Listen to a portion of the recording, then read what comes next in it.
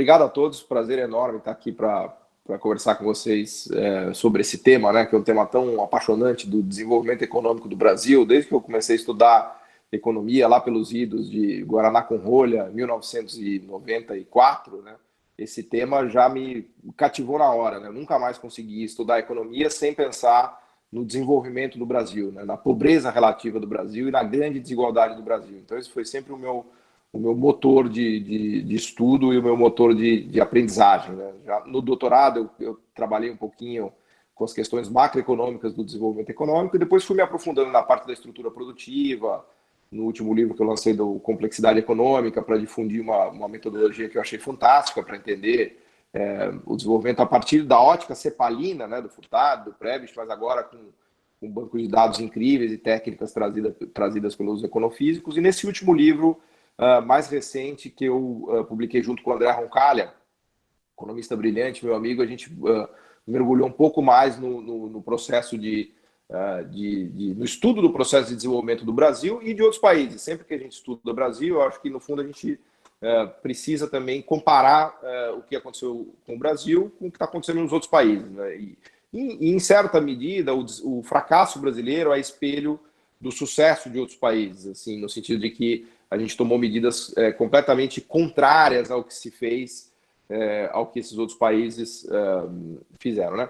Então eu vou contar um pouquinho a lógica do livro, a história do livro, desse último livro que eu publiquei com o André, porque eu acho que na nossa cabeça é um resumo de tudo que a gente conseguiu fazer, né? Um resumo que a gente chegou depois de quase 25 anos de estudos sobre o tema, de teoria econômica, de teoria do comércio, de teoria do desenvolvimento econômico, de experiências asiáticas, experiências europeias, americanas e da própria experiência brasileira, né? Então, a metáfora que eu gosto de usar, e depois que a gente escreve o livro tudo fica mais claro, a metáfora que eu gosto de usar é da escada tecnológica, né? O desenvolvimento econômico nada mais é do que a subida da escada tecnológica, né? A escada tecnológica nos mostra que um país pobre começa produzindo coisas muito simples e simplistas, que são bens agro, bens minerais e serviços tradicionais, serviços do tipo cortar cabelo, dirigir táxi. Pensa na típica economia africana. Para quem vai para a África e conhece a África, o que você vê lá é a pobreza, né? É uma demonstração de pobreza. Só que, obviamente, que a gente, como economista, está interessado em entender o raio-x técnico daquilo. Então, a gente vê países que têm 50% do PIB baseado em agricultura, né? Basicamente agricultura e mineração. Um típico país africano, ele é um país agrícola e de mineração, e o resto é de serviços tradicionais, né? De serviços que não tem sofisticação nenhuma, não tem economia de escala, não tem inovação tecnológica nenhuma. O grande medo é que o Brasil se aproxima cada vez mais de um típico país africano. E é evidente que eu falo isso sem nenhum preconceito, eu falo isso no sentido realmente de estudo da realidade, né? Então, a configuração setorial, o desenho setorial da África, ou de um típico país africano, é o desenho setorial de um país pobre, né? Agora vamos fazer o desenho setorial de um país rico, como, por exemplo, a Suécia, a Suíça, os nórdicos, a Alemanha, o Japão. Um típico país rico, ele está lá em cima da escada tecnológica. Então, ele tem um grande setor manufatureiro high-tech, né, de bens industriais de altíssimo conteúdo tecnológico, e ele tem um grande setor de serviços sofisticados, serviços empresariais sofisticados. Então, por exemplo, o Brasil, os Estados Unidos, a Alemanha, o Japão empregam 25%, 30% da população em serviços empresariais sofisticados, e eu estou pensando em TI, design, marketing, telecom em geral, setor financeiro, e o setor industrial de manufaturas high-tech, que são satélites, smartphones, química fina, mecânica de precisão. Então, o que caracteriza o desenvolvimento econômico é a existência desses setores, que eu chamo de setores complexos, super complexos do ponto de vista econômico, usando toda essa literatura dos econofísicos. Então, um país africano não tem esses setores complexos. Um país africano só tem aquelas atividades simples ou simplistas. E um país rico, ele é pujante nesses setores. Isso se aplica para a Ásia do Leste, Coreia do Sul, Japão, se aplica para os nórdicos, se aplica para a Europa rica, que são os países do Norte, Holanda, Alemanha, Suíça, se aplica para Estados Unidos, se aplica para Canadá. E o Brasil está no meio disso. O Brasil está no meio da escala tecnológica, ou também conhecido como armadilha da renda média, né? Tem muitos países que estão nessa faixa de renda per capita de 10 ou 12 mil dólares, que começaram a subir a escada, mas pararam no meio, até porque a segunda metade da escada é muito mais difícil de escalar do que a primeira metade. Além do que a segunda metade tem gente lá em cima te chutando, jogando objetos, fazendo todo tipo de sacanagem para evitar que você suba por um motivo simples, porque a gente está falando de uma concorrência capitalista. Então, uma empresa multinacional nunca vai favorecer a vida de um país emergente que é um entrante naquele mercado. Então, junto com o Brasil, a gente tem Turquia, a gente tem todos os latino-americanos, Colômbia, Argentina, África do Sul, um pouquinho do norte da África, que andou um pouquinho mais, talvez, sei lá, Tailândia, Malásia, que já avançou, Indonésia, enfim. Então tem um meio de campo aí, que é essa armadilha da renda média, que é onde o Brasil está, né? E a partir daí que eu acho que a gente deveria pensar o nosso processo de desenvolvimento. Então, o Brasil, ele caminhou no processo de industrialização dele, ele migrou de uma economia agrícola e mineradora para uma economia industrial, só que industrial simplista, industrial capaz de produzir bens de baixo conteúdo tecnológico. Então, pensa em sapatos, têxteis, alimentos, bebida, coisas que não demandam muito conhecimento tecnológico e não demandam muito capital humano. No máximo, a gente chegou ali em metal mecânica, em alguns setores que eu chamaria o meio da escada tecnológica. A gente não conseguiu, obviamente, avançar e subir para a fronteira tecnológica. Essa é a grande característica do Brasil.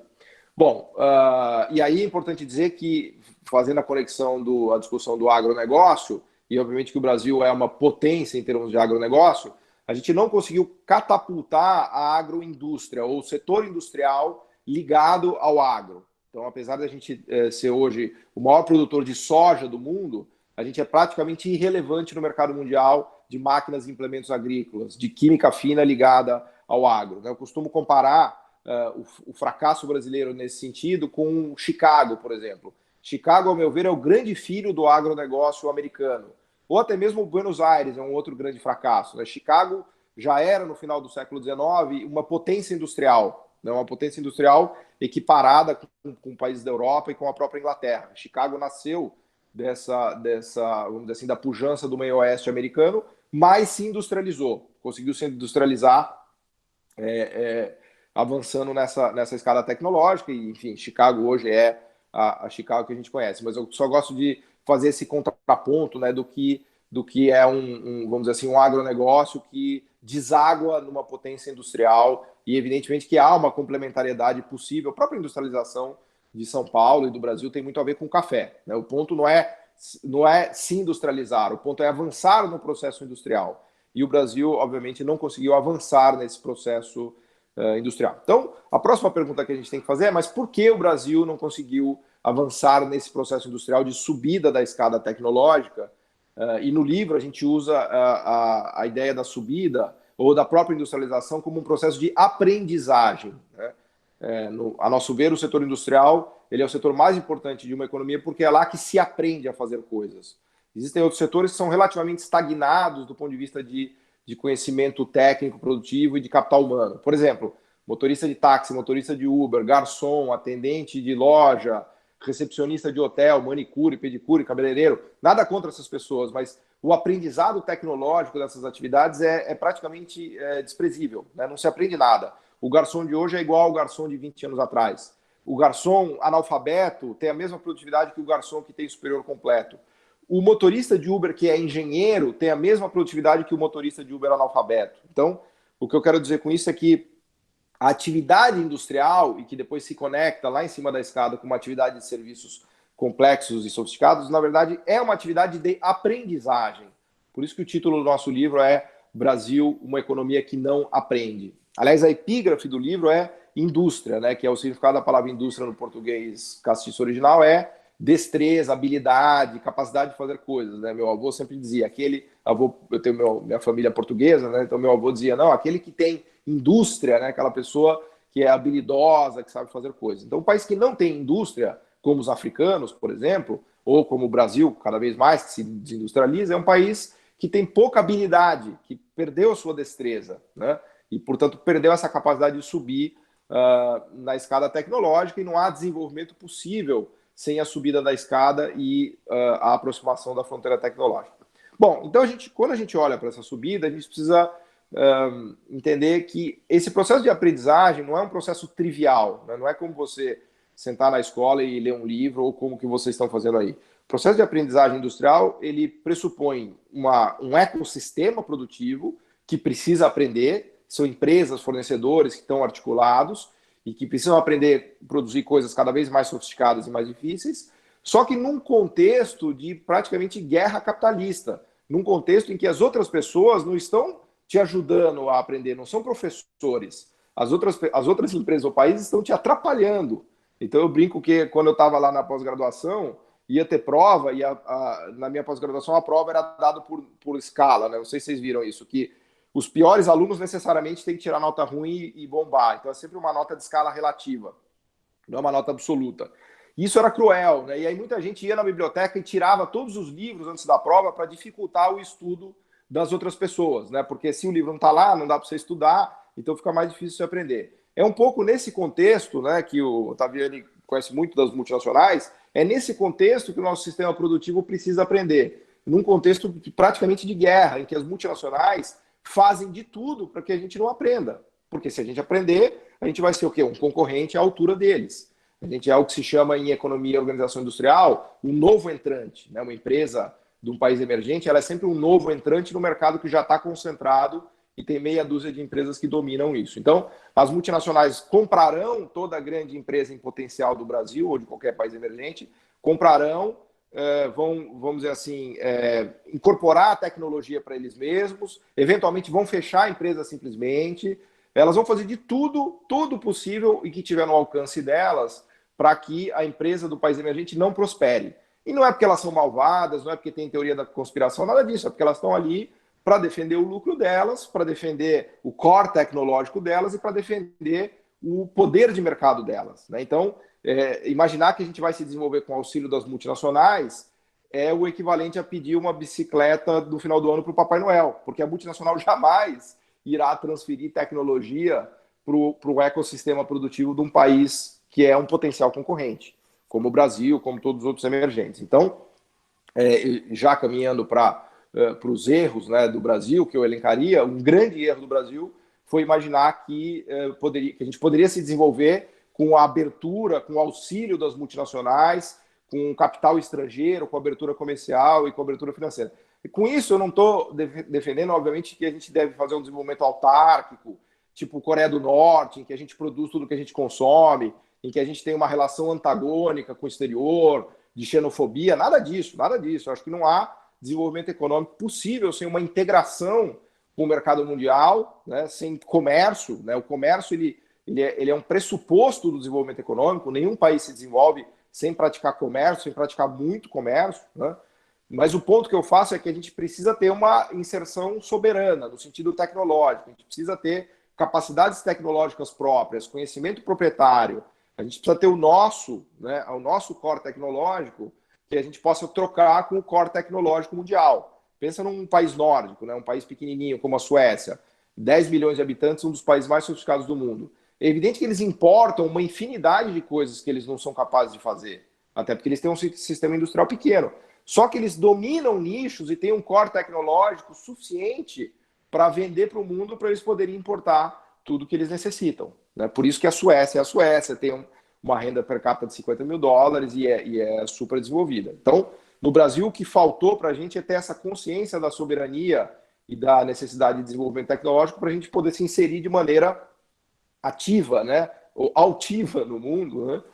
E não de maneira totalmente subordinada como que a gente fez, né? Eu brinco que, vocês já devem ter ouvido eu falar isso várias vezes, o Brasil foi o melhor aluno do Consenso de Washington, privatizou, abriu, fez abertura comercial financeira e tirou nota zero no desenvolvimento econômico, enquanto que a China foi o pior aluno do Consenso de Washington, tirou nota zero no Consenso de Washington e tirou nota 10. Hoje já é a maior economia do mundo. Então, no quesito desenvolvimento econômico, nenhum país acertou mais do que a China nos últimos 30 ou 40 anos. Hoje a China já disputa cabeça a cabeça com os Estados Unidos a fronteira tecnológica. Por exemplo, o 5G, só tem 3 empresas no mundo capazes de fazer os equipamentos telecom 5G, que são a Huawei, a chinesa, a Ericsson, sueca, e a Nokia finlandesa, né? O Trump, por exemplo, ficou desesperado quando ele descobriu que os americanos não são capazes de fazer 5G. Então ele viu todo o fluxo de dados da economia americana transitando por equipamentos chineses, né? Por isso que ele ficou maluco e iniciou essa guerra tecnológica, porque muito mais do que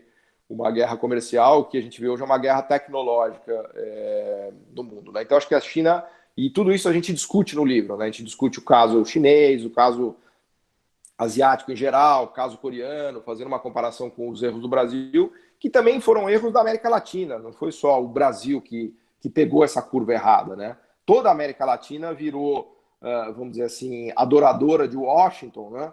Lembra que em 2002, 2003, o Michel Candesus, que era o economista-chefe acho que era inclusive o head do FMI, ele convidou o Cavalo para fazer a abertura do discurso do FMI. Então, nada, assim, nada pode acontecer de pior no seu país do que você ser convidado a proferir o discurso de abertura do FMI, porque isso é um sinal inequívoco de que você realmente se submeteu aos caras e fez tudo direitinho o que eles pediram. Aliás, o próprio FMI fez uma meia-culpa disso, né? O próprio FMI se deu conta de que ele promoveu políticas completamente atrapalhadas, para dizer o mínimo, para o desenvolvimento econômico, como uma privatização generalizada, um ajuste fiscal a qualquer custo e uma abertura não pensada e drástica, tanto comercial quanto financeira. O próprio FMI publicou um paper em 2015, 16, cujo título era, isso tudo a gente discute lá no livro, vocês devem ter visto, né? Cujo título era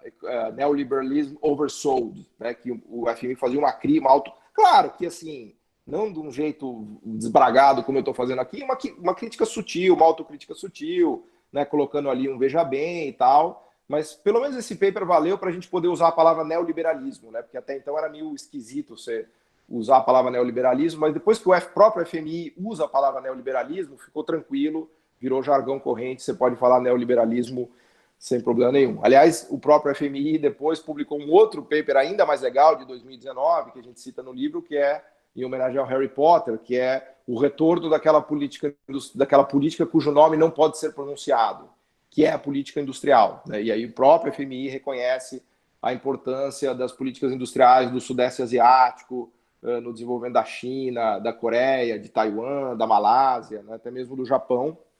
Então, é engraçado porque o próprio FMI coloca no mainstream a importância da discussão dessas políticas de desenvolvimento econômico, de desenvolvimento tecnológico. Né? E tudo isso o Brasil não fez, né? Tudo isso que o próprio FMI destaca, né? O Brasil fez o neoliberalismo que deu errado e não fez a política industrial da maneira correta. Podemos até discutir, algumas coisas a gente tentou, algumas coisas deram certo, os parques eólicos, as turbinas geradoras da WEG, os aviões da Embraer, podemos, e acho que seria legal entrar nessa discussão, mas de um modo geral, com uma janela ali do governo Lula, talvez de 2003 a 2008, 2009, tirando essa janela, o Brasil foi esse belo aluno do Consenso de Washington. E aí ele pecou muito, né, já caminhando aqui para concluir essas considerações iniciais, eu acho que ele pecou muito no entendimento da relação Estado e mercado, né, que é também um tema presente em todo o livro, da importância dessa articulação virtuosa entre Estado e mercado para que um país possa se desenvolver, né? Costumo brincar de novo que o Estado é o técnico de futebol, então ele é uma figura fundamental ali para o planejamento, para a articulação do time, né? Muitas vezes os economistas mais ortodoxos e liberais, que, diga-se de passagem, discordam, acho que de 100% do que eu falei aqui, né? É importante fazer esse registro. A crítica que eles fazem em geral é de que existe o problema da onisciência do planejador central, que era uma discussão lá atrás do regime soviético, né? De que para você imaginar um Estado que planeja, você precisa assumir que ele é onisciente, no sentido de que ele tudo sabe, né? Ele precisa saber o que tem que ser produzido, em qual quantidade, o que sobra, o que falta, como se um cara lá na Gosplan, no Kremlin, fosse capaz de prever tudo que a União Soviética precisaria, né? E é evidente que quando a gente fala de planejamento hoje de política industrial, a gente não está falando de um planejador central onisciente, a gente está falando de uma entidade capaz de organizar e articular processos produtivos, como, de novo, o técnico do time de futebol. Ele não sabe quem vai fazer gol, quando, se ele vem pela ponta direita, pela ponta esquerda, se é no primeiro tempo ou no segundo tempo, mas o fato do técnico não ser um cara onisciente não significa que a gente não precisa ter técnico, né? O técnico está ali para ajudar a articular e planejar. Então, esse é o papel do Estado, esse é o papel da política industrial, que deu muito certo na Ásia e que deu muito certo na China, e que a gente abriu mão no Brasil, né? De novo, com essa exceção, talvez, do governo Lula, de uma janela ali no governo Lula e Dilma, e a gente volta nisso, nos 90, no governo FHC, a moda era falar que a melhor política industrial é não ter política industrial. O Pedro Malan, que era o ministro da Economia na época, ele citava essa frase, que é do Gary Becker, se não me fala a memória, dos anos 80, ele dizia que a melhor política industrial é não ter política industrial. Então, o Brasil abriu mão completamente da tentativa, né, de tentar fazer uma política industrial para promover o desenvolvimento das nossas empresas nacionais, né? Ele achou que simplesmente fazendo uma abertura comercial, uma abertura financeira, privatizando e tentando controlar as contas públicas, que o desenvolvimento econômico viria meio que por gravidade, né? E só para concluir esse primeiro pontapé inicial, a subida da escala tecnológica é uma espécie de luta contra um Mike Tyson, né? Quanto mais você chega nos degraus superiores, mais difícil fica essa luta, porque justamente as empresas emergentes vão ter que enfrentar os gigantes do mundo. Então, o natural que ocorra quando você vai lutar com o Mike Tyson é que você tome uma surra, né? Não é normal você chegar lá, entrar no ringue e ganhar uma luta do Mike Tyson, né? Então, o processo de desenvolvimento do Brasil e dos países emergentes precisam ser colocado desta perspectiva. Porque do jeito que os críticos colocam, por exemplo, todo mundo fala assim, o Brasil tentou fazer lei de informática, o Brasil tentou fazer reserva de mercado, o Brasil fez protecionismo, o Brasil fez isso, aquilo, deu tudo errado. Então, vamos abandonar política industrial e vamos abandonar tudo isso. Então, abandonar tudo isso é abandonar a possibilidade de se desenvolver. Se a gente não fizer tudo isso, a gente nunca vai ganhar essa luta. Ao mesmo tempo, quando a gente está lutando, existe uma probabilidade muito grande da gente perder a luta, porque a gente está lutando contra o Mike Tyson. Então, todo mundo fala, a reserva de mercado, a lei de informática não deu certo no Brasil nos anos 80. Bom, tudo bem, justo. Provavelmente a gente tenha cometido erros, mas você imaginar que o Brasil ia bater a IBM no início dos 80, é um negócio meio, né? Você imaginar que o Brasil hoje vai bater os grandes players de qualquer setor relevante, nobre e complexo, é um negócio complicado. Então, a gente precisa meio que inverter o ônus da prova, né? Um país que tenta se desenvolver e faz política industrial, a maior probabilidade é que ele não consiga. E não tem nenhum problema nisso, porque você está tentando lutar contra o Mike Tyson. Agora, daí não se conclui que você pode abrir mão dessas coisas e não fazer nada. Porque abrir mão dessas coisas e não fazer nada significa que o país continuará como está, ou pior, vai regredir para uma África, né? Então, esse aqui é o grande desafio de um país em desenvolvimento, e daí a grande importância de políticas industriais, de políticas de desenvolvimento, que possam auxiliar na subida dessa escada tecnológica. E só para concluir agora com a questão da desigualdade, só existe país com baixa desigualdade lá em cima da escada. Não existe baixa desigualdade na parte inferior da escada tecnológica. Ou seja, não é possível reduzir a desigualdade do país e criar uma sociedade mais justa sem subir a escada tecnológica até o topo. Aliás, isso é tema do novo livro que eu estou escrevendo com o André, que deve sair o ano que vem.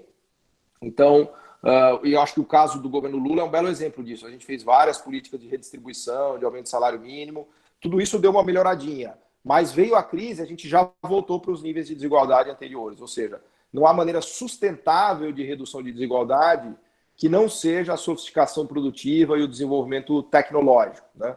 Não adianta a gente achar que na base da tributação, e acho que o nosso sistema tributário é ridiculamente regressivo, que a gente tem uma escala de imposto de renda muito ruim, que a gente não tributa dividendos, tudo isso precisa ser corrigido, né?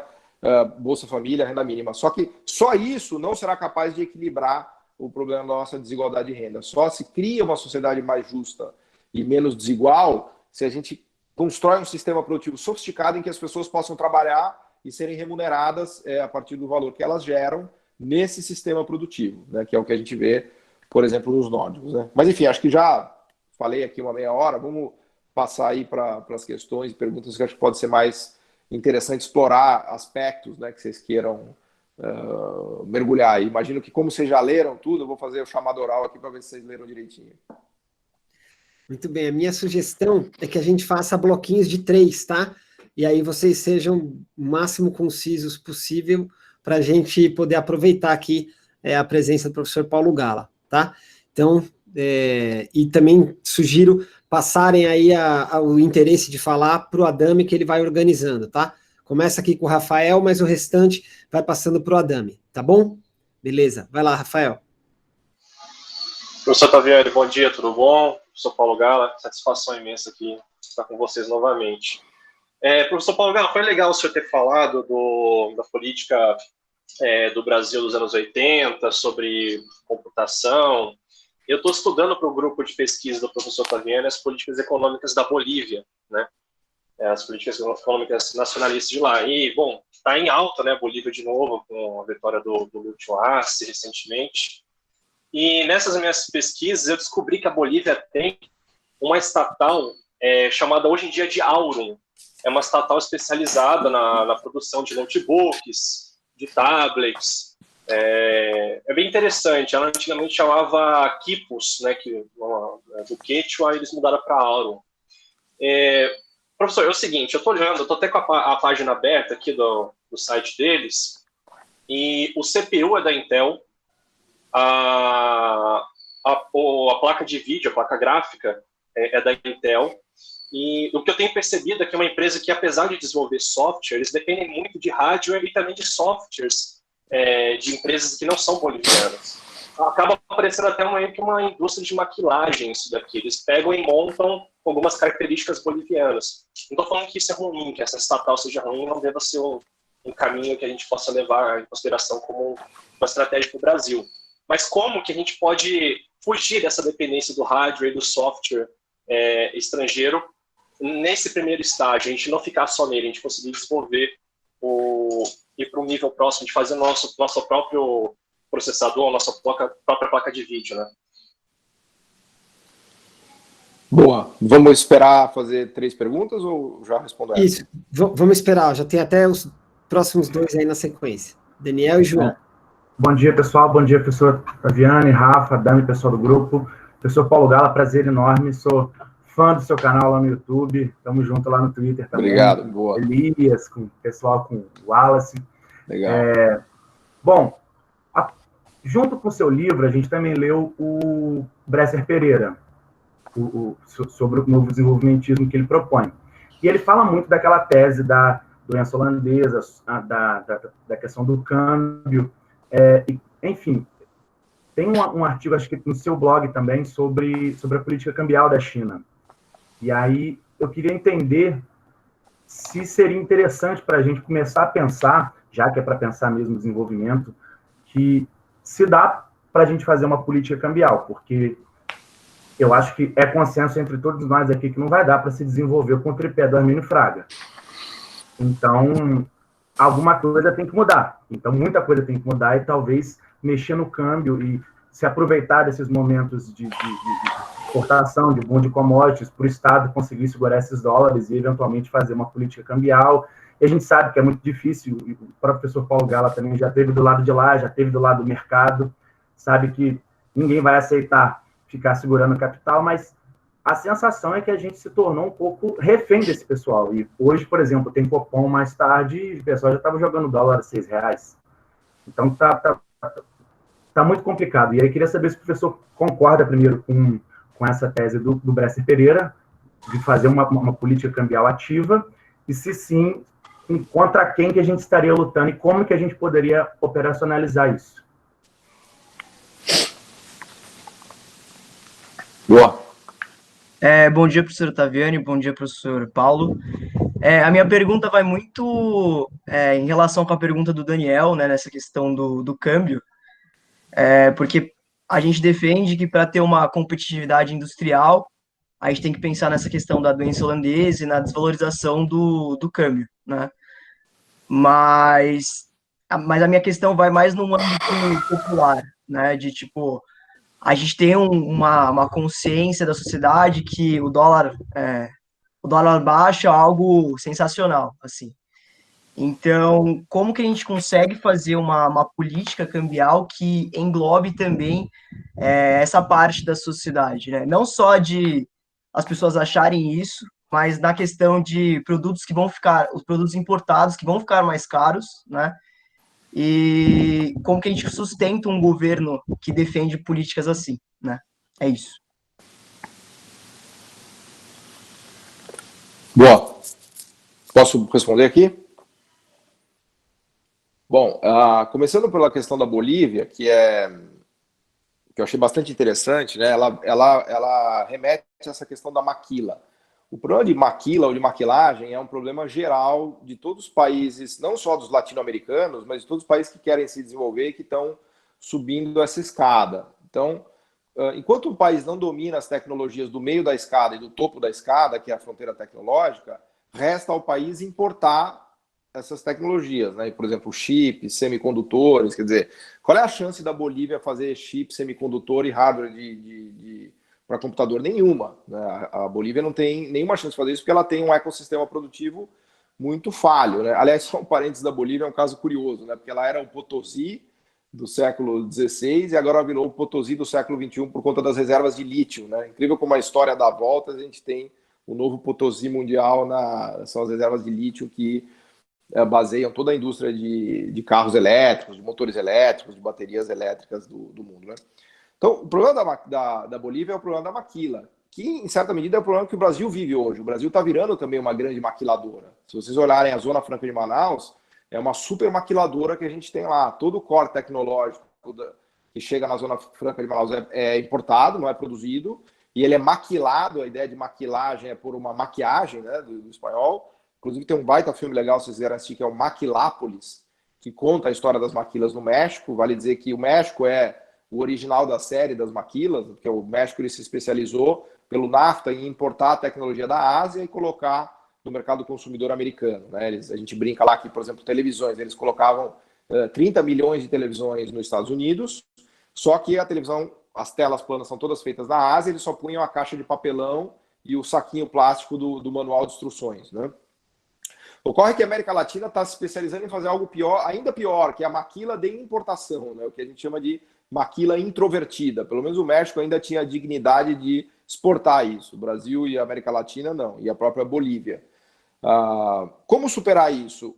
Voltamos em toda a discussão que eu fiz. A superação da fase maquila é subir os degraus da escala tecnológica. Então, o sistema produtivo local ele precisa ser capaz de começar a aprender a fazer aquilo, né? E é o equivalente a uma luta contra o Mike Tyson, né? Imagina empresas bolivianas tentando fazer um chip, concorrendo com a Intel, né?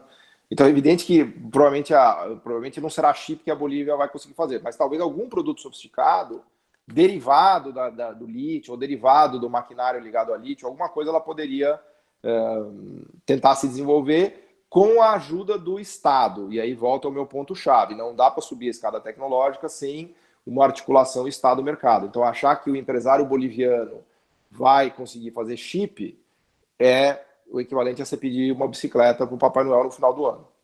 Então não se trata de falar como é que a Bolívia vai conseguir não importar chip e não importar semicondutores. Ela vai provavelmente importar isso a vida inteira, mas ela vai ter que descobrir alguma coisa sofisticada para fazer, para produzir, para abastecer o mundo, que a permita ganhar o dinheiro para importar essas coisas. Que não seja simplesmente a exportação de lítio, porque daí você cai no problema da divisão internacional do trabalho, em que o país exporta coisas pobres para importar coisas ricas. Você precisa exportar coisas ricas para importar coisas ricas, né? A doença holandesa e o câmbio, a política cambial, não tem como eu discordar do Bresser, até porque ele me orientou no mestrado e no doutorado, então eu estou completamente impregnado das ideias bresserianas. Eu acho que a doença holandesa é uma maneira legal de olhar essa subida da escada tecnológica, né? Os países que estão ancorados na base da escada e nos produtos low-tech, em geral, eles sofrem de doença holandesa. A ideia de que os recursos naturais, uma ampla riqueza de recursos naturais, dificulta o desenvolvimento industrial, especialmente pela via do fluxo de dólares exagerado e pela via da apreciação da taxa de câmbio. Então, a África é o grande exemplo de doença holandesa. A maioria dos países africanos sofre de doença holandesa. A questão é como superar, né, essa maldição dos recursos naturais e conseguir subir a escada. E uma das grandes contribuições do Bresser é que sem câmbio, sem política cambial, isso não é possível, porque a via primordial de manifestação da doença holandesa é pela via da sobrevalorização cambial. E aí a política cambial, na verdade, ela é mais ou menos trivial na minha cabeça, é uma política de compra de reservas. É o que a China fez durante anos, é o que a Ásia faz. o Brasil fez um pouco, mas ele deveria ter feito com maior intensidade na era Lula e Dilma, é comprar reservas como se não houvesse amanhã. Está entrando no fluxo de capital, compra tudo em reservas. Vamos a 400 bi, 500 bi, 600 bi, o que for. A China foi a 4 trilhões de dólares de reservas. E tentar praticar a taxa de juros mais baixa possível, sem que a inflação saia do controle, que é o grande risco. Vejam que hoje, no momento em que eu falo para vocês, o câmbio está disparando, está indo a mais de 5,70 e está provocando, sim, inflação no Brasil nos produtos tradables, né? Os IGPs, os IPAs estão correndo na casa de 15%, 20% ao ano já. Não acho que a gente vai ter um processo inflacionário aberto no Brasil no ano que vem, porque o desemprego é gigante, porque tem muita ociosidade no mercado de trabalho, mas já vamos ter um IPCA de 3, 3,5%. Né? Então, sempre o drama da desvalorização cambial é a inflação. E o governo precisa combater, ele não pode deixar desvalorizar demais que vem inflação, mas não pode deixar apreciar, porque destrói todo o sistema industrial e impede essa subida. Então, nos momentos de bonança, de boom de commodities, o que o governo tem que fazer é trazer o juro para o mínimo e comprar reservas. A meu ver, essa é a melhor política cambial possível. E sobre a questão do dólar, do dólar desvalorizado ou valorizado, o dólar desvalorizado aumenta o preço dos importados, então ele traz custo de vida, encarece os produtos para os brasileiros ou para uma população local. E o câmbio, enquanto que o câmbio apreciado reduz os produtos e aumenta o poder de compra da população local. Ocorre que não é possível, essa apreciação cambial, ela se dá, em geral, por dependência de um boom de commodities, que destrói a indústria, ou de um endividamento externo, que também não é sustentável. Então, é uma alta artificial de salários, é algo que não dura, né? E o governo, obviamente, tem que intervir nisso, principalmente fazendo compra de reservas e evitando essa apreciação, para tentar promover um processo de aumento sustentável dos salários. O que é o aumento sustentável de salários? É a subida da escala tecnológica. Os maiores salários do mundo são dos trabalhadores que estão lá em cima da escala tecnológica. Na Suécia, na Dinamarca, na Finlândia, qual é o salário do setor industrial? 15 mil dólares por mês. 10, 15 mil dólares por mês. No Brasil, quanto que é? 2 mil dólares por mês. Por que lá o salário é tão alto e é sustentável? Porque eles têm um domínio tecnológico fantástico e uma produtividade fantástica. Então, eles não estão se endividando do ponto de vista externo para poder ter um poder de compra tão poderoso. Eles têm um poder de compra tão poderoso porque o sistema produtivo deles é desenvolvido, tem intensidade tecnológica e paga salários poderosos. É isso que a gente deveria fazer no Brasil. Porque apreciar o câmbio é uma espécie de um atalho, né, de uma tentativa, vamos dizer assim, não sustentada de aumentar salários reais. Agora, eu concordo com você que convencer a turma disso não é trivial, né, porque todo mundo é meio cigarra, né? O cara fala, porra, se eu posso importar barato agora, para que eu vou deixar de importar barato agora por uma promessa de poder importar barato no futuro? Então, há sim um grande desafio nisso, de sei lá, convencer a sociedade, assim por diante, né? Próximos 3 aí.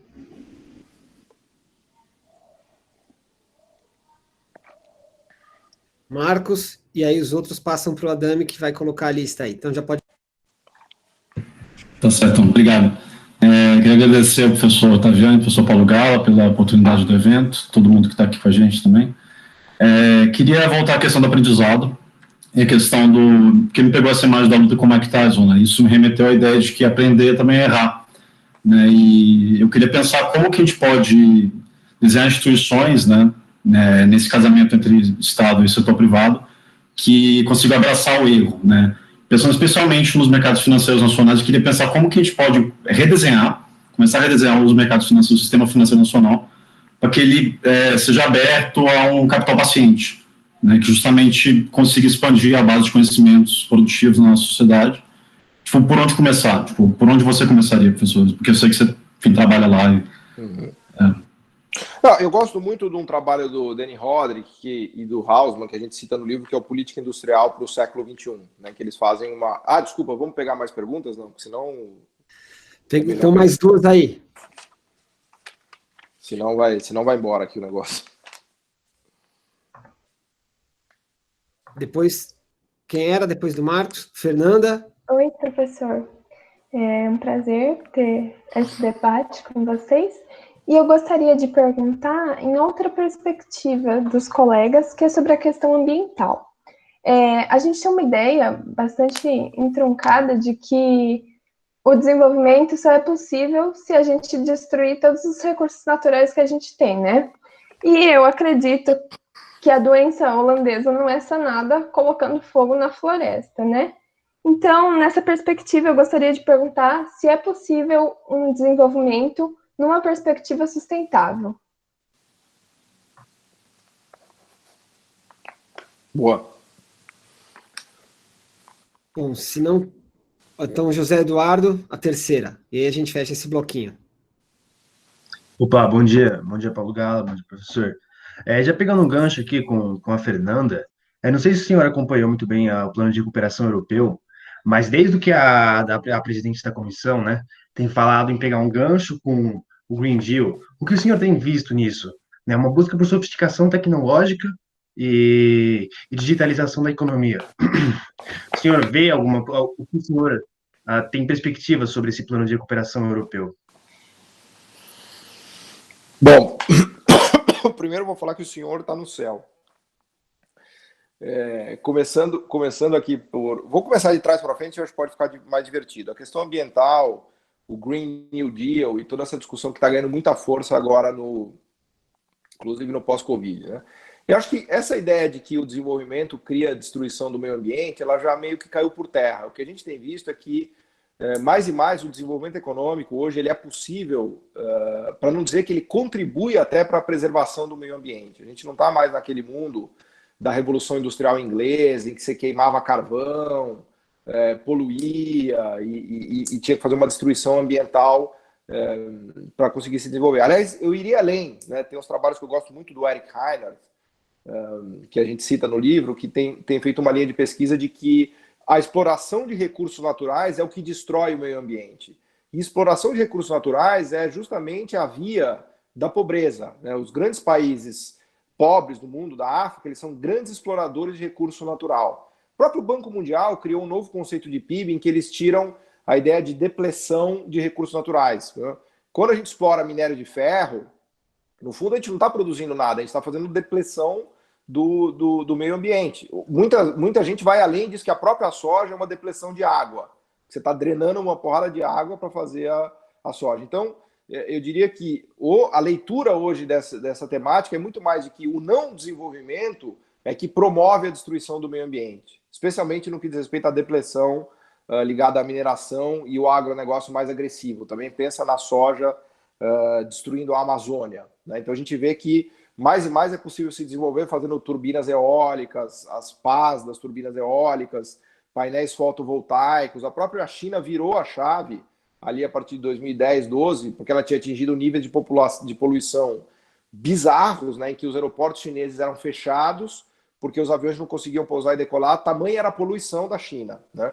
Então o governo virou a chave para colocar naquele Made in China 2025 a prioridade total do desenvolvimento de energias verdes. E vejam como funcionou. Hoje a China já é a maior player de produção de carros e motores elétricos. A BMW se instalou lá para produzir os carros elétricos, porque o ecossistema chinês já é o mais rico do ponto de vista de capacidades tecnológicas. A China já é número 1 em produção de painéis fotovoltaicos. A China já é o maior player do mundo de energias verdes, né? Muito graças a essa articulação governo-estado que se fez, né?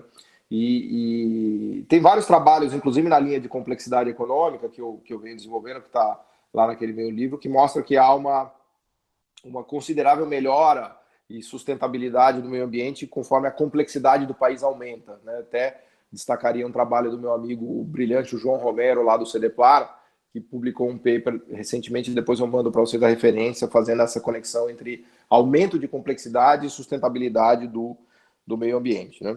E no Brasil, claro, tudo que tem sido feito de pós-Covid, especialmente na Europa, até pela influência da Mariana Mazzucato, né? A Mariana Mazzucato tem levado muito adiante essa ideia da articulação do público com o privado, e ela tem defendido muito a busca de energias verdes, do que eles chamam de Green New Deal.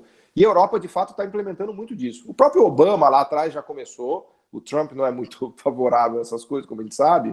Mas se a gente olhar, por exemplo, ônibus com hidrogênio, tem várias coisas que os nórdicos estão fazendo, a Europa tem avançado com a ideia do Green New Deal, que seria a ação do Estado para articular a iniciativa privada no sentido de desenvolver tecnologias ambientalmente sustentáveis. Eu destacaria a Coreia do Sul.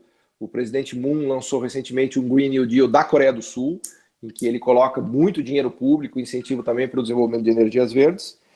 E o Brasil teria o grande potencial da Amazônia, que, a meu ver, como diz o meu amigo e coautor brilhante André Roncalha, a Amazônia é uma grande biblioteca que o Brasil poderia explorar. Então faria muito mais sentido o Brasil desenvolver empresas capazes de entender a riqueza que tem ali na Amazônia, no ecossistema, de plantas e animais para desenvolvimento de fármacos, de remédios, de cosméticos, enfim. Há um conhecimento absurdo, vamos dizer assim, da natureza dentro da floresta, que a gente poderia se especializar em aprender e criar produtos para o mundo. Essa indústria, vamos dizer assim, bioindústria, se quiserem, tem crescido muito no mundo inteiro. E a gente tem um grande potencial na mão, que é a Amazônia. E é evidente que o que a gente não deveria fazer é queimar a Amazônia para plantar soja, porque essa é a estratégia africana, né? Isso é uma africanização do Brasil e da Amazônia de novo. Eu não falo isso tendo preconceito em relação à África. Eu falo isso no sentido de mostrar do que é a pobreza. Se você olhar a África, você tem um diagnóstico claro do que é ser pobre, né? Então, eu acho que hoje eu tenho muito mais uma visão de que o desenvolvimento econômico leva à sustentabilidade ambiental do que o contrário. Eu acho que não é mais a indústria suja da Inglaterra e da Alemanha do século XIX. Até porque hoje a gente pode imaginar a indústria. Indústria também é o que diz o meu amigo Fausto Oliveira do canal Revolução Industrial Brasileira. Indústria não é necessariamente aquela chão de fábrica com a limada de ferro. Indústria é um processamento de materiais. Então a gente tem, por exemplo, a química fina. Você pode ter uma química fina que processe materiais de maneira menos poluente, né? Então acho que a gente precisa abrir a cabeça quando a gente fala de indústria. Tá? Indústria não é só produzir aço, né?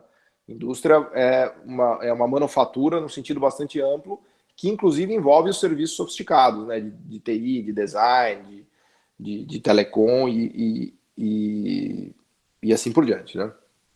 Política industrial para o século XXI, o caminho. Então eu citava o texto que eu gosto muito do Roderick e do Hausmann, que a gente cita lá no livro, que inclusive eles procuram revisitar a política industrial do passado, no que deu errado no Brasil, na América Latina e na própria Ásia, e aí eles colocam algumas coisas ali que seriam pilares do que deveria ser uma política industrial para o século XXI, né? Que basicamente tem que ser um negócio muito transparente, a sociedade tem que ter clareza do que está sendo colocado ali, quais são os setores que estão recebendo subsídios, estão recebendo proteção, estão recebendo financiamento, por que eles estão recebendo, aí a justificativa principal, a meu ver, seria desenvolvimento tecnológico, sofisticação produtiva. Então, o custo tem que estar explícito, o benefício tem que estar explícito, e tem que ser tudo meio mission-oriented, como diz a Mariana Mazzucato. Ela pega essa coisa do projeto Apollo, que pôs o homem na Lua nos Estados Unidos, e eu acho muito feliz essa metáfora dela, que a política pública tem que ser orientada à missão.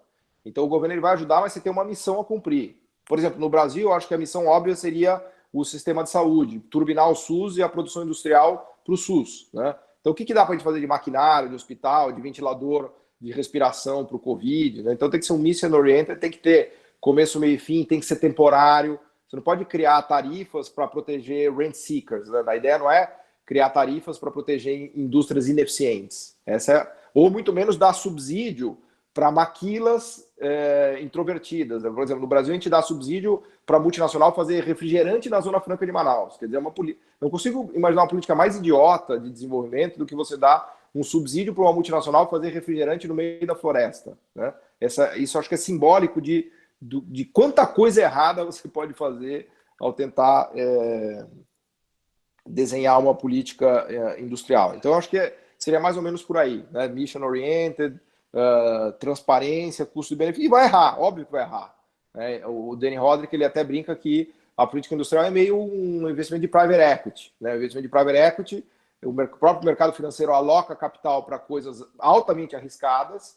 Em geral, na indústria, tipicamente de 10 projetos, 8 dão errado, porque são ideias que se revelam ideias completamente idiotas, mas 2 pegam na veia e viram coisas gigantescas. Então, a ideia da política industrial, que deveria se espelhar um pouco no private equity, é você se atira em 10, mas as 2 que você acerta são tão fantásticas que elas compensam todas as outras. Vou dar um exemplo bem simples do Brasil que eu acho que ilustra. De novo, as turbinas eólicas para os parques geradores do Nordeste. O BNDES deu incentivo e financiamento subsidiado para empresas brasileiras que se candidatassem a fazer as turbinas, os aerogeradores. A WEG, que a meu ver hoje é a empresa mais sofisticada do Brasil industrial, fez os aerogeradores para abastecer o parque eólico do Nordeste. E hoje, inclusive, a WEG comprou uma empresa americana que faz isso. A WEG hoje é top 5 de players no mundo de aerogeradores. E a gente desenvolveu um magnífico parque de aerogeradores no Nordeste que já fornece 10% da energia brasileira, mais do que Itaipu, para vocês terem uma ideia. Também com o dinheiro do BNDES, o BNDES financiou tanto a construção do parque eólico quanto a produção dos aerogeradores. Então está aí um belo exemplo de mission oriented, de financiamento de energias verdes, que eu acho que é bastante interessante. É isso, né? Essas 3 aqui, acho que já foi. Mais alguém, mais 3 aí, meus caros?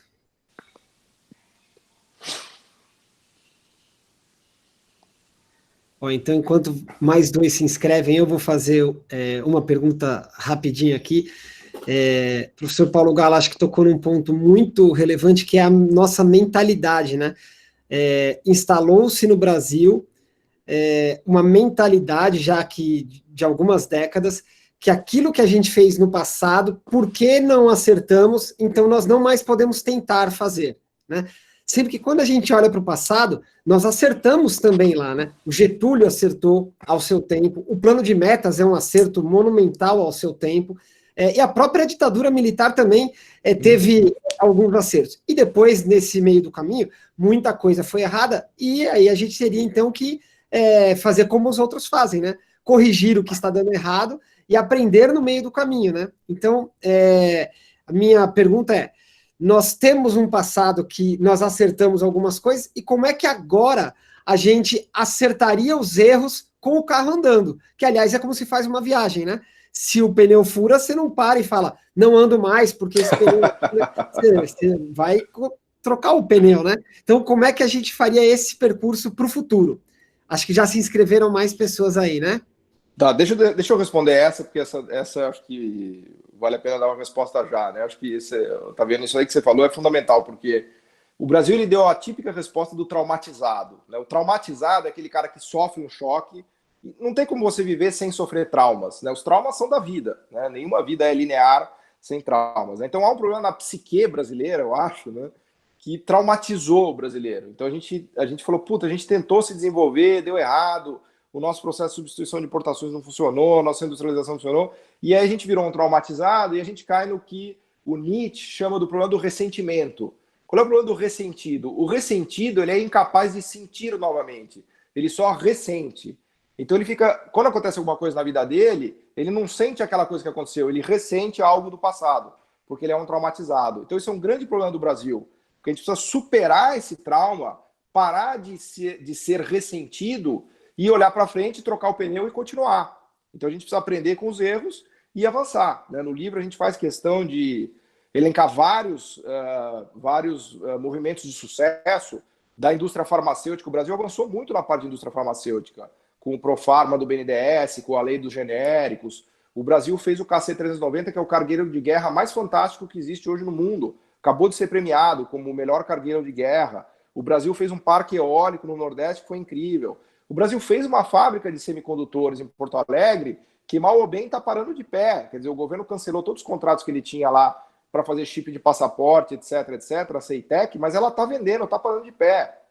Então, a gente faz questão de trazer nesse livro coisas boas do Brasil para tentar despertar esse sentimento de que o Brasil é capaz, porque senão a gente vira um ressentido, né? O cara ressentido é aquele cara muito chato, né? O cara só reclama da vida, dá tudo errado, ó dias, ó céus. Então, eu acho que o Brasil precisa superar isso, e a gente já foi a economia emergente mais importante do mundo. A nossa produção industrial, no início dos 80, era maior do que a chinesa e da coreana somada. Os chineses vinham para o Brasil tentar entender. Quando eles foram construir o Three Gorges, o Três Gargantas, eles vieram estudar Itaipu, né? Então o Brasil era, vamos dizer assim, símbolo do mundo emergente. Então a gente está nesse buraco depressivo, né? a gente está traumatizado, ressentido e depressivo, mas a gente precisa sair desse buraco psíquico, né? Senão fica difícil, né? Já tinha inscritos aí, hein? Quem era?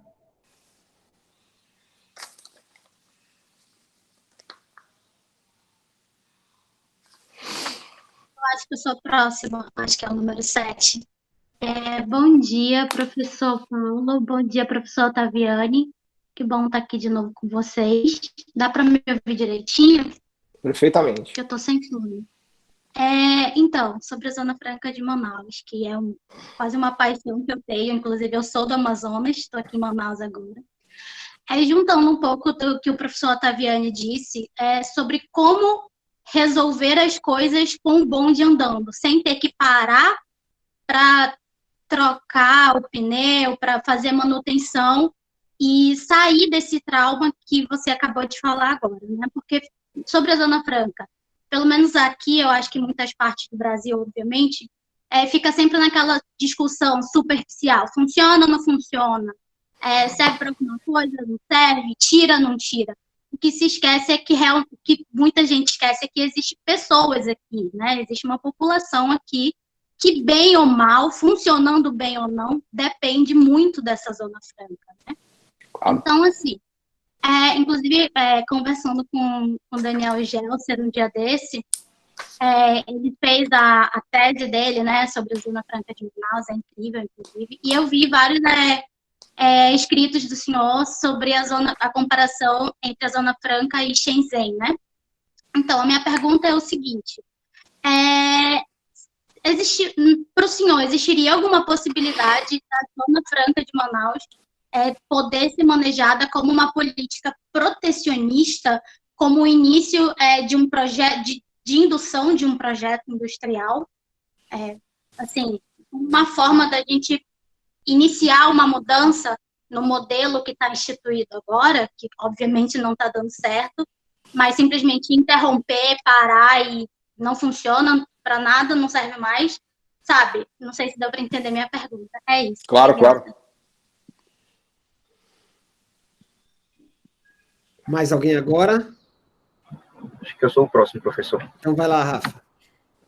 Então, primeiramente, bom dia para os colegas, bom dia para o professor Paulo Gala, para o professor Alessandro. E, professor Paulo Gala, minha pergunta é sobre industrialização também, é sobre as campeãs nacionais, né, o projeto que os governos petistas implementaram nessa área, e eu queria saber sua opinião. Como é que o senhor avalia que ela trouxe de positivo, de negativo, uma análise geral mesmo?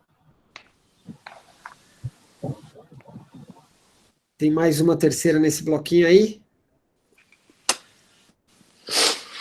Não, então, por favor, professor Paulo, essas duas aí. Bom, começando sobre a Zona Franca, então, a minha crítica à Zona Franca não é para acabar com a Zona Franca, desmontar, nada disso. Eu acho que a Zona Franca, ela cumpriu o papel dela, que foi colocar uma população ali na região amazônica, porque não fosse a Zona Franca, a gente não teria, obviamente, habitado aquele território. Hoje, para vocês terem uma ideia, o PIB do Amazonas é de mais ou menos 100, 110 bilhões de reais por ano, dos quais 80 bilhões de reais é a Zona Franca de Manaus, é Manaus. Então, não fosse Manaus, não existiria ninguém na Amazônia. Então, com o objetivo, vamos dizer assim, de habitar a região, está perfeito. Agora a gente tem que pensar nos próximos passos, que é exatamente o que eu dizia, não é? Eu não quero ser traumatizado em relação à Zona Franca e passar uma borracha e acabar com aquilo. Não, a gente precisa pensar quais são os próximos passos. O que seria interessante a gente desenvolver lá, né?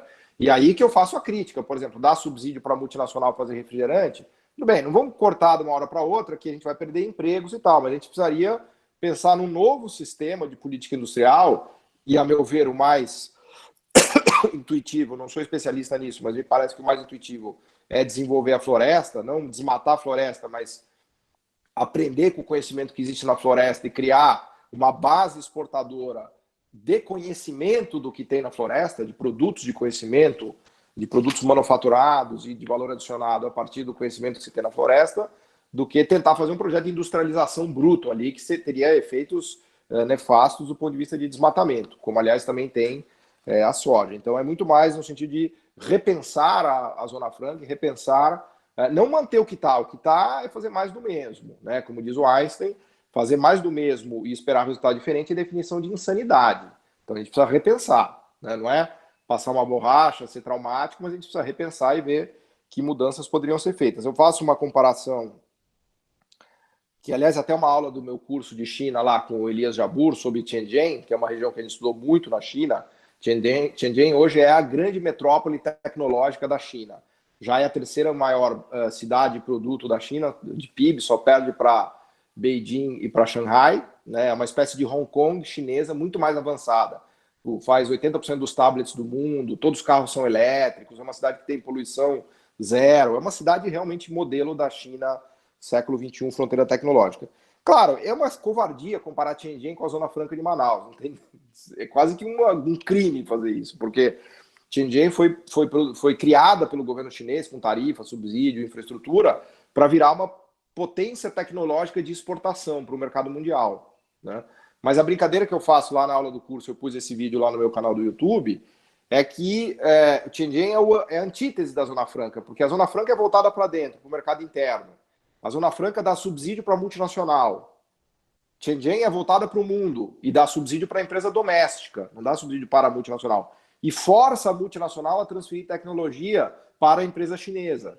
Enquanto que na Zona Franca de Manaus a gente fica idolatrando a multinacional e dando o melhor possível para ela sem contrapartida nenhuma. Então, é nesse sentido que eu gosto de comparar essas duas zonas, uma de exportação e outra de importação, né? E claro que faria algum sentido pensar em políticas de fomento na Amazônia, na Zona Franca, pode ser proteção, subsídio, financiamento público, para tentar ajudar empresas domésticas a se catapultarem a partir de produtos de conhecimento da floresta, de bioflorestais, sei lá como é que você quer chamar isso. Eu não estou dizendo que é fácil, tá, pessoal? Vejam, se desenvolver é uma tarefa muito difícil. Se a gente olhar nos últimos 50 anos, 80% dos países que tentaram se desenvolver não conseguiram. Essa é a grande realidade. Tirando Taiwan, Coreia, China, talvez Malásia, a grande maioria dos países emergentes continua emergente ou pobre. Porque parece, senão, segundo os economistas, né, e daí eu estava vendo minha crítica, eu acho que, no geral, se não existisse economista no mundo, o mundo seria bem melhor. Porque, na minha cabeça, 80% dos economistas mais atrapalham do que ajudam. Então, aqueles 20% que ajudam alguma coisa, seria melhor simplesmente não existir economista whatsoever. Deixa advogado, engenheiro, técnicos e tal, porque o economista ele cria uma ideologia, ele força aquela ideologia e acaba destruindo muita coisa, né? Mas o ponto que eu queria fazer é que a maioria das tentativas de desenvolvimento econômico foi frustrada. E campeões nacionais, eu acho que o grande erro do Brasil, isso é uma tese de mestrado de um amigão meu, Felipe Augusto, ele usou a ferramenta de complexidade para estudar o BNDES. E ele mostra que, por incrível que pareça, a grande maioria dos empréstimos do BNDES foram feitos para empresas não complexas. O BNDES da era Lula-Dilma, ele reforçou as vantagens comparativas brasileiras. Então ele deu dinheiro para soja, para café, para álcool, para carne. Qual é o sentido da gente dar financiamento público para uma empresa de carne? Então nada contra a Marfrig, JBS, acho legal, mas precisa do dinheiro público para a gente fazer a empresa mundial do boi? Né? Não faz sentido isso na minha cabeça. A gente deveria usar o BNDES para estimular o desenvolvimento de empresas complexas, de empresas sofisticadas, que têm sofisticação tecnológica. Por exemplo, a Embraer, aí o BNDES acertou. Por exemplo, o KC-390, o cargueiro de guerra, teve verba do PAC. Por exemplo, os parques eólicos, isso sim foi legal. Então, primeiro que a campeã nacional é um problema. Você precisa criar uma campeã internacional, né? O critério de excelência é dominar o mercado mundial. Então, nesse sentido, as carnes, ok, a gente criou campeões internacionais. Só que a gente criou em carne, não em semicondutores, né? Não em indústrias nobres e complexas.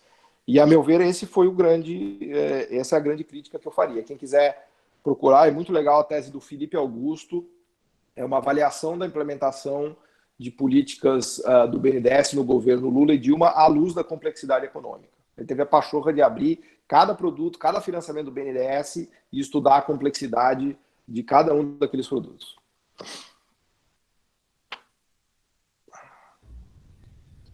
Mais inscritos aí? Acho que o Alexandre, né?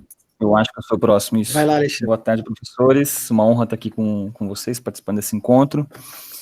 Professor, em um dos encontros que a gente teve no curso do professor Ottaviani, o professor Carlos Sávio, falando do Mangabeira, ele disse que o Mangabeira havia mencionado que talvez tivesse chegado a hora do Brasil se desfazer das estatais hoje existentes para criar novas estatais. Não sei se desfazer das estatais existentes é um caminho, mas criar novas talvez seja. E aí, nesse sentido, quais seriam as áreas de atuação das estatais para impulsionar o novo ciclo de desenvolvimento brasileiro? Tem mais alguma? Mais alguém aí, depois do Alexandre? Então, responde essa, professor Paulo. E aí a gente vai... Então, vamos lá. Eu acho que quando a gente pensa em estatal, a gente precisa sempre pensar na discussão de falha de mercado versus falha de Estado. Eu costumo colocar de uma maneira bem simples para as pessoas entenderem o que é um economista mais keynesiano estruturalista quando comparado a um economista mais liberal neoclássico. Uma maneira fácil de entender isso é imaginar que existem falhas de mercado e falhas de Estado. Então, falhas de Estado tem a ver com ineficiência do setor público, tem a ver com corrupção, tem a ver com problemas de gestão. E falhas de mercado tem a ver com coisas que o mercado não é capaz de fazer. Por exemplo, desenvolver um país, por exemplo, desenvolver novas tecnologias, por exemplo, acabar com o desemprego e por aí vai. Então, um economista mais keynesiano estruturalista, ele acha que as falhas de mercado são maiores do que as falhas de Estado. Então, ele é a favor da ação do setor público. Enquanto que um economista mais liberal ortodoxo, ele acha que as falhas de Estado são muito maiores do que as falhas de mercado, né? Então, ele é a favor de sempre deixar o mercado. Quando a gente fala de estatais, especialmente em criação de novas estatais, eu sou a favor de pensar em novas tecnologias, em desenvolvimento de novas tecnologias. Existe um problema dramático para desenvolvimento de nova tecnologia, que é o nível de risco que precisa ser tomado. Quando você vai criar uma nova tecnologia, o nível de risco que existe naquela decisão é gigantesco. Seja risco porque você vai ter que competir com uma empresa já consolidada nesse mercado, seja risco que você vai tomar por desenvolver uma tecnologia que pode ser completamente inútil, né? Então, nesse sentido, é legal ter estatal. Por exemplo, a Ceitec, que é a nossa estatal dos semicondutores e dos chips, eu acho uma super ideia, né? Eu tenho conversado bastante com eles, não sou, obviamente, especialista no tema, mas eles têm me chamado, a gente tem feito conversas. É uma empresa que custou R$1 bilhão para se construir. Uma típica, hoje, empresa de chip semicondutor custaria 20 bi, então não é que foi cara a nossa. E a gente é capaz de fazer, é uma das poucas empresas do mundo em que a gente faz semicondutores e chips no Brasil. E é uma estatal para desenvolver uma tecnologia super nobre que jamais um cara da iniciativa privada brasileira ia fazer, porque ele não é louco, né? O cara vai pegar R$1 bilhão para fazer um negócio disso, que é bem a discussão entre liberais e estruturalistas, né? Que na cabeça deles o mercado sempre resolve, mas o mercado no país emergente raramente vai desenvolver tecnologia, porque a tecnologia ou já está dominada pelo competidor rico, ou ele é muito arriscado e pode não dar em nada. Então, da ótica, e isso está num paper legal do Roderick, do Hausmann, que o desenvolvimento ele é um pouco um processo de autodescoberta e ver o que o país é capaz de fazer, muitas vezes com a ajuda do setor público. Porque você imagina que o empreendedor brasileiro vai se meter num risco desse tamanho. Então, faz sentido essa ideia do setor público criar estatais em nichos tecnológicos, mas, de novo, como diz a Mariana Mazzucato, com mission oriented, transparente, com prazo, para você evitar o risco do falha de mercado, que é criar tarifa protecionista, ineficiência e rent seeking. Mas acho que faz muito sentido, sim. Gabriela.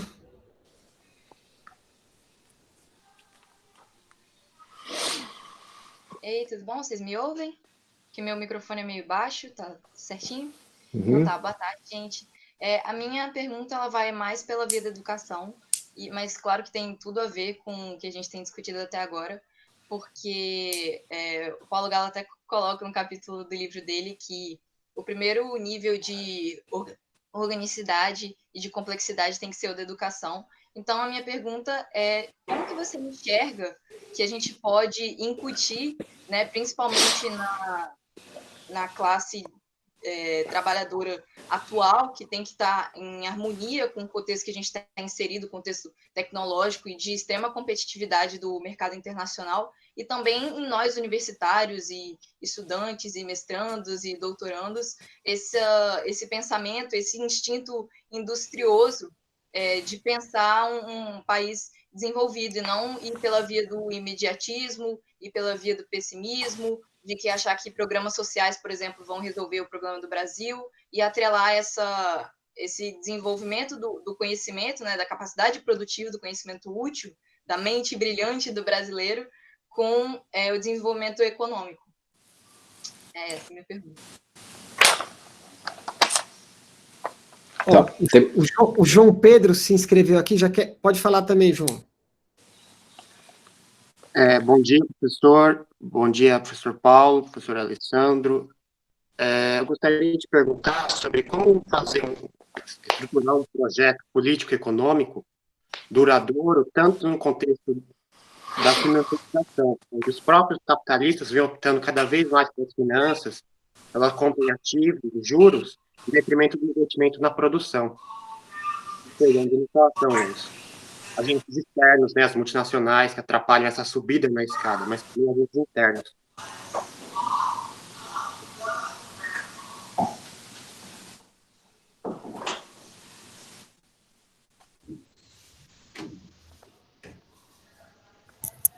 Professor Taviani, o microfone estava desligado. Então, professor Paulo, pode responder essas duas aí. Tá, eu só estou preocupado porque a minha bateria está acabando aqui.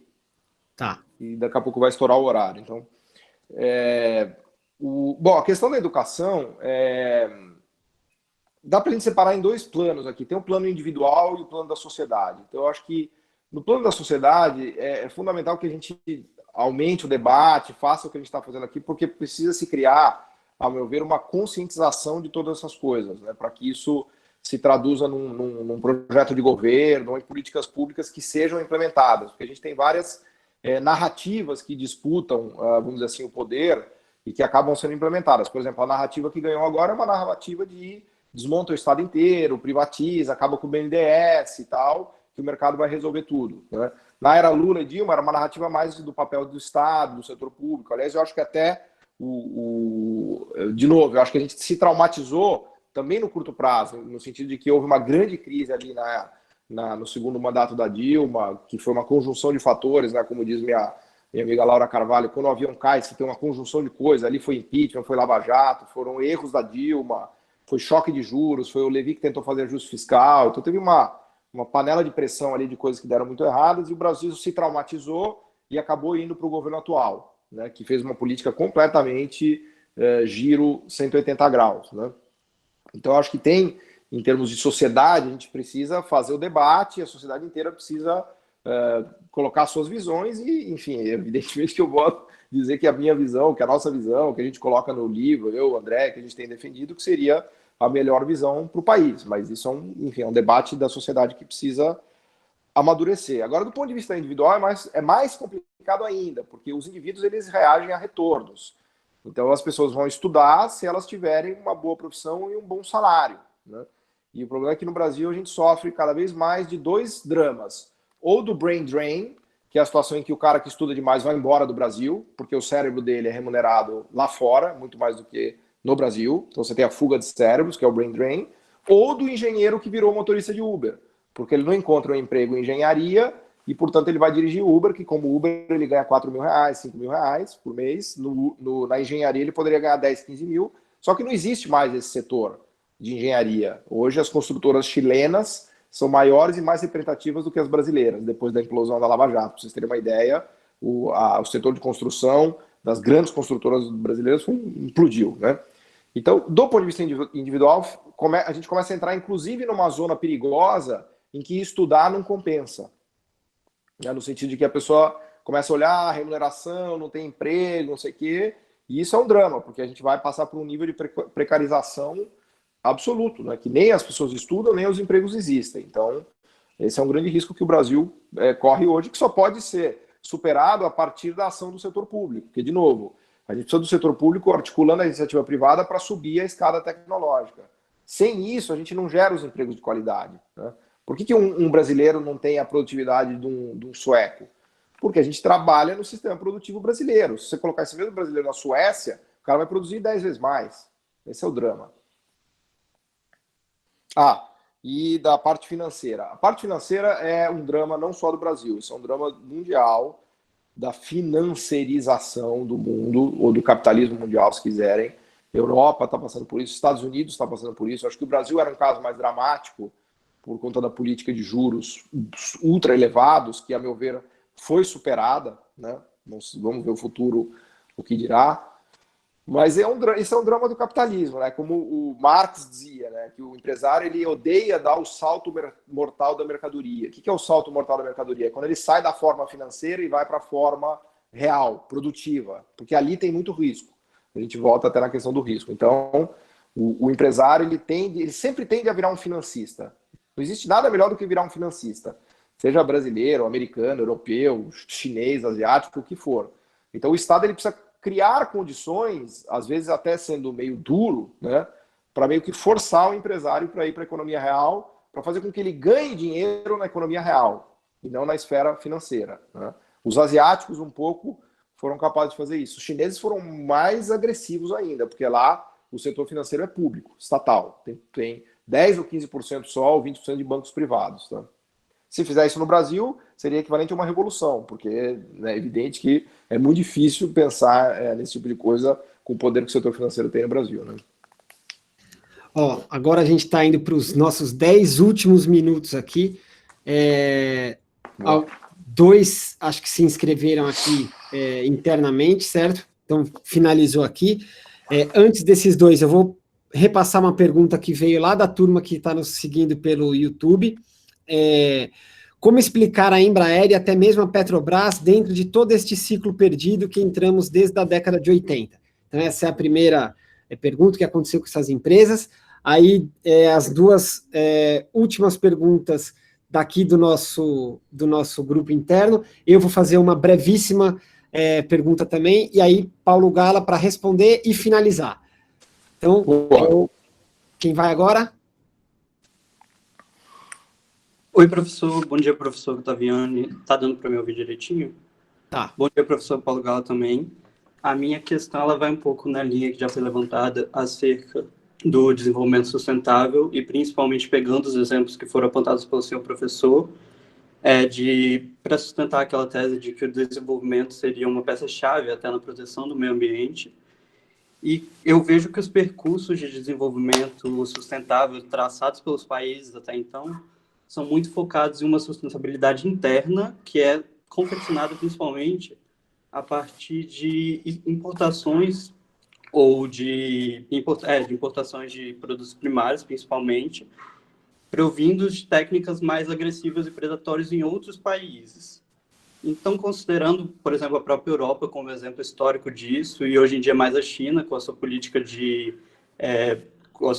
expansão dos preços das commodities e de, principalmente, expansão das atividades agropecuárias e extrativistas na América Latina e na África, eu gostaria de questionar se realmente há possibilidade de desenvolvimento sustentável que não fique internalizado dentro das fronteiras nacionais e que seja de fato sustentável tanto internamente quanto externamente. O senhor citou já a China como um exemplo de desenvolvimento sustentável hoje em dia, principalmente tecnologia sustentável, mas a gente vê que ela não tem essa postura um pouco agressiva em relação aos outros países e em relação à expansão das suas importações, principalmente, para sustentar todo esse desenvolvimento sustentável que não seria sustentável se não houvesse toda essa rede ao redor dela mundialmente. Minha pergunta é basicamente isso.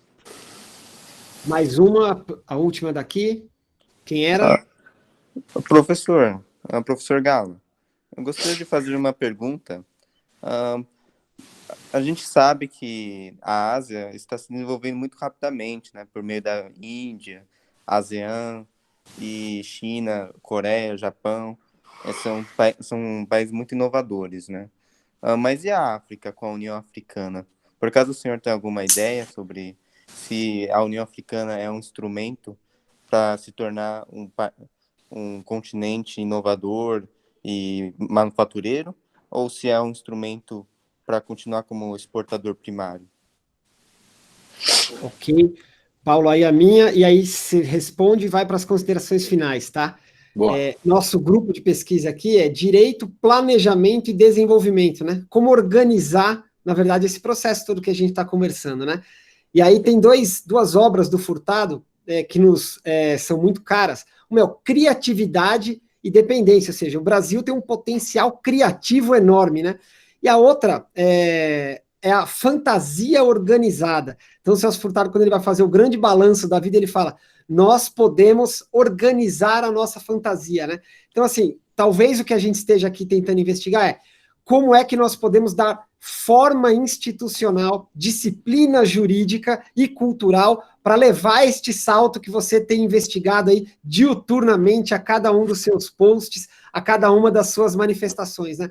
Então, talvez haja uma agenda agora de sistematizar as boas instituições para a nossa realidade, né? Não one size fits all, mas o Brasil se veste a si mesmo, né? Então, acho que é um pouquinho ouvir a tua reflexão deste passo de futuro, né? Como é que a gente pode organizar a nossa fantasia daqui para frente?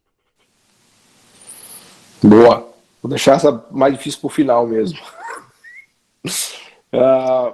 Bom, a Embraer e Petrobras são os grandes símbolos do sucesso brasileiro, né? A Embraer, acho que representa o que de melhor pôde se fazer em termos de articulação de público e privado, né?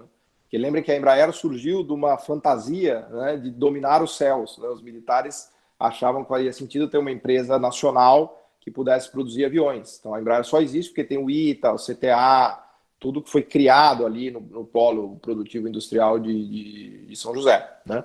E ela ficou durante muito tempo para uma empresa estatal, começou a fazer os Tucanos, aviões encomendados para o Exército, para depois aviões agrícolas que ajudavam nas safras, etc. e tal. Teve dificuldades, como aliás todas as empresas brasileiras tiveram, nos 80, quase quebrou. E aí foi salva pelo BNDES. Então eu até brinco que a história da Embraer é uma espécie de um filme brasileiro resumido, né? Porque ela foi criada estatal, foi salva pelo BNDES. Se não fosse ali o Mendonção e o time do BNDES nos 90, ela teria provavelmente quebrado, como quebrou em Gesa, como quebraram várias. Foi salva pelo BNDES, ela foi privatizada, apesar do Golden Share, e aí ela se alavancou e se catapultou no mercado de capitais brasileiro, virou uma super empresa, porque muita gente fala assim, não, ela só deu certo porque ela foi privatizada. Aí muita gente fala, não, ela só deu certo porque ela era estatal e o governo criou.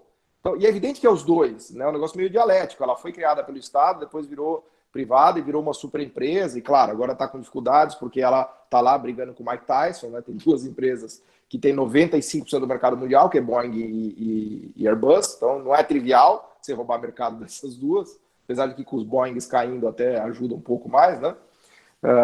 Então ela é um exemplo disso, mas ela tá na chuva e o mercado dela é muito difícil, né? Petrobras, mesma coisa, né? Surgiu de um sonho de ter uma empresa que explorasse petróleo no Brasil. Ela respondeu muito pelo desenvolvimento da indústria de óleo e gás, né?